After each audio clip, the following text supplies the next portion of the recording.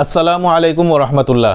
প্ৰিয় দৰ্শকবৃন্দ, মানুহৰ মাজত যেতিয়া বিবাদ হয় বা কোনো কৌমৰ মাজত দুটা ফৈদৰ মাজত যেতিয়া বিবাদ হয়, এনে কিছু ব্যক্তিও পোৱা যায় যিসকলে এটা কৌমৰ ওচৰলৈ গৈ তেওঁলোকৰ শুভাকাংক্ষী বুলি নিজকে পৰিচয় দি কথাৰ ভাগ বতৰা কৰে আৰু আনটো ফৈদত আহি পেলাই লগায় আৰু এই ফৈদৰ পৰা কথাবিলাক ভাগ বতৰা কৰি সেই ফৈদক লগায়।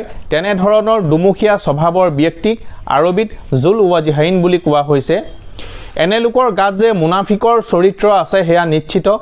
নবী কৰীম সাল্লাল্লাহু আলাইহি ওয়াসাল্লামে এনে স্বভাৱৰ পৰা মানুহক বাচি থাকিবৰ কাৰণে বিশেষ সতৰ্কবাণী প্ৰেৰণ কৰিছে।